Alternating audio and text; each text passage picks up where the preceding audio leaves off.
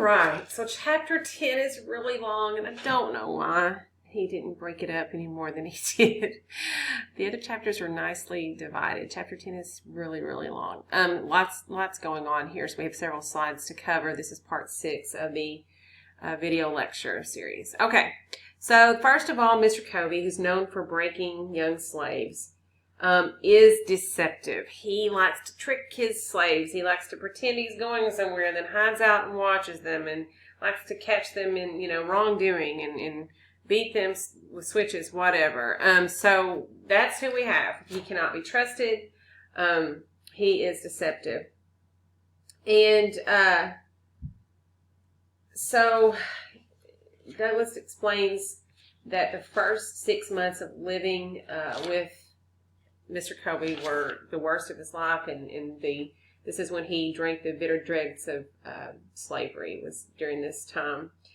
So one of the incidents that he explains is I'm calling the oxen incident, where we've got to remember that Douglas, most of his life, was not in the fields in any way. He's not a farm boy. He's not a country boy. He was raised in the country setting as a child, so he had very little actual labor in the fields, if you will. Most of it was around the house with the children and that sort of thing. And so he's finding himself, kind of in different territory here, where he is having to deal with oxen and drive a cart. And he basically wrecks the oxen cart. It's a mess. And he gets whipped for it. And he says that scarce a week passed without his being whipped. So we know that that his time here is not good at all. Again, though, this Mr. Covey, wanted to take them by surprise or whatever. Another thing, though, is that he also claimed to be religious. And so, of course, this is a problem for Douglas, as he sees the complete hypocrisy in this. But I think it is interesting that when he did have his little devotions at his house, he was not the greatest singer, Mr. Covey, and he would often have Douglas step in and sing. Now, Douglas at this point is starting to rebel a bit, and he would not always join in. Sometimes he did, sometimes he didn't. So that's pretty interesting commentary. He does mention that Covey himself did not have any slaves, so he is hired out to break slaves. But he did have one that he had named Caroline, and he only bought her to force her to breed. And so not only is he claiming to be religious and he's holding slaves, but he makes her breed with someone who is a married man, so he's forcing even adultery on these people. So lots of hypocrisy, lots of just wrongdoing going on here. Douglas says that he had to work in all kinds of weather conditions, and that we do see a low point here in his life. We see that he believes he has been broken. Page 38, Douglas explains that he was broken body, soul, and spirit, and that he was transformed into a brute. So we don't know how long this lasted, but he does feel like he has hit rock bottom as far as, his belief in himself and his belief to overcome his fate here. We have the scene of Chesapeake Bay that both Phillips and Garrison mention in their the introductory pieces. This is a really famous piece where he is really speaking poetically. It's called an apostrophe because he's speaking to these inanimate objects. And he's looking out at the boats, and he's looking at the white sails, and he's talking about how free they are. And he kind of, dealing with the fact that he's not free, that these ships can go on and they can go all over the world, and he is anchored here. But and he says that he does this often. So this is one example, okay, that he stands at the bay and he looks at these ships and talks to them. Many questions, even, God in all of this. But the other thing that happens here is that it makes him determined that he is going to one day be free. It's inspiration for him. And also we have like this very figurative situation where he is poetically speaking to these ships. The ships are free. That's all figurative. But then we also have this, very literal. We have travel by water here. That's very literal in nature, and that he can imagine, escaping by. So this is a pretty big turning point in his life. And this classic, famous, beautiful quote, he says, "You've seen how a man was made a slave. You shall see how a slave was made a man." And so I want you to be thinking as you read through this narrative, the ways in which he went from being a slave to being a man. So we have very literal ways. He literally grew. He matured, right? He was no longer a boy.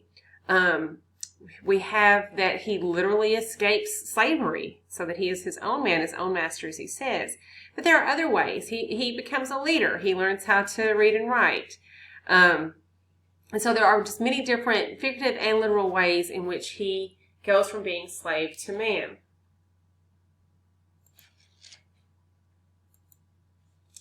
Then we have the next big incident, which leads to the scene that is actually mentioned in that little video about Douglas. So the wheat fanning incident, where he is clearly sick. He is clearly sick. He can't make it. And so the response for that is for Mr. Covey to beat him, and make it even worse.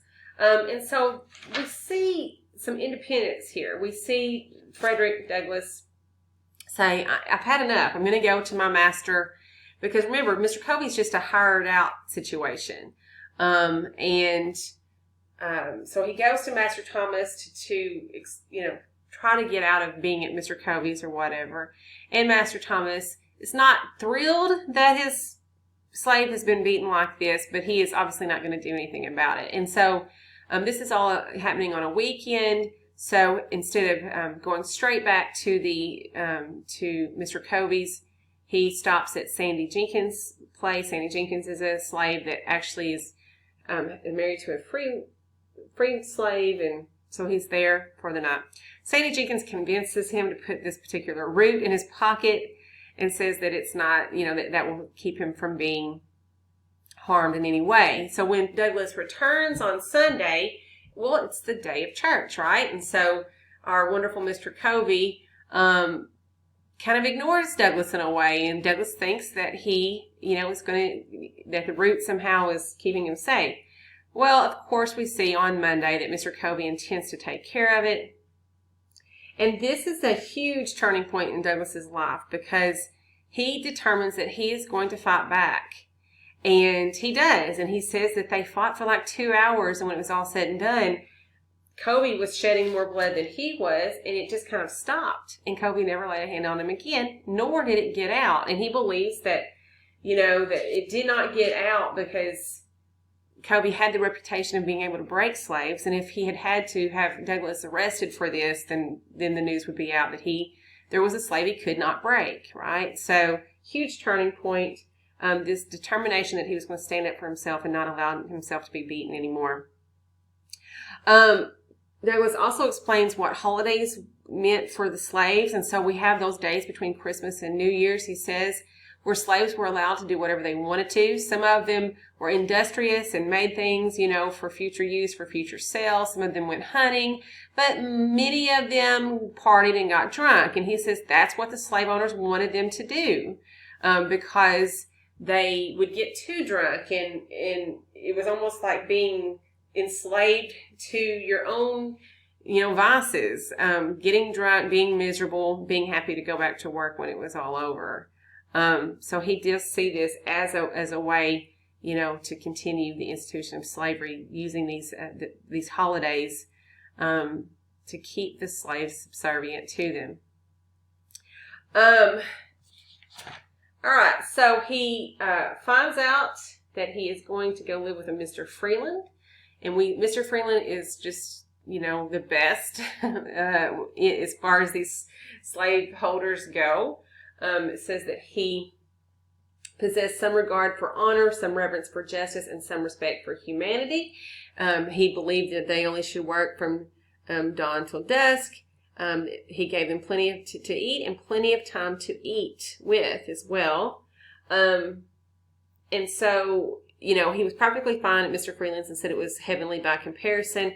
Religion still comes up, though, because we have people in the area that are claiming to be, Christians or whatever. And again, Douglass is still trying to kind of deal with this diametrically opposed positions of slavery and Christianity. And it's like he's sharing his opinions, but also at the same time trying to process it as well.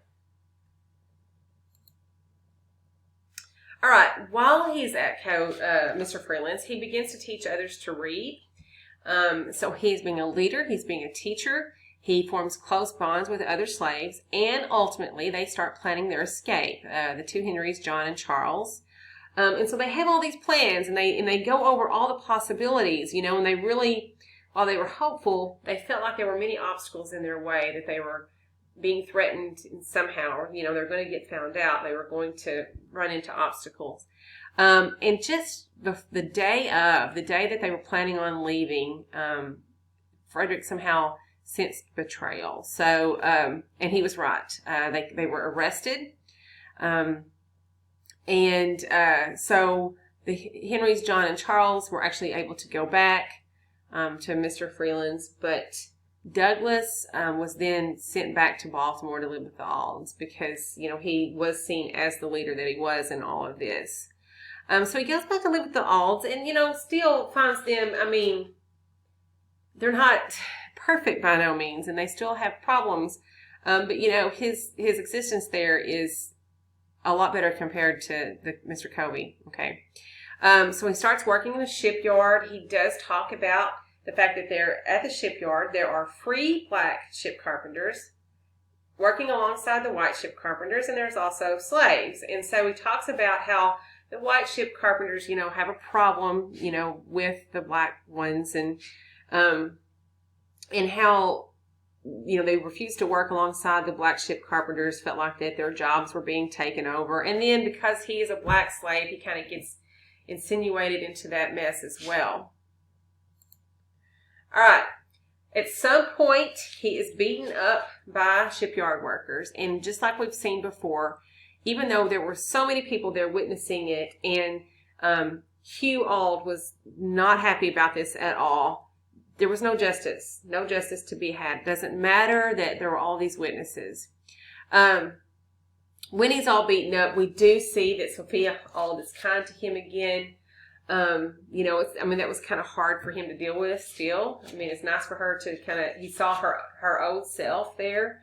But it hurt just as much to know, that who she'd become.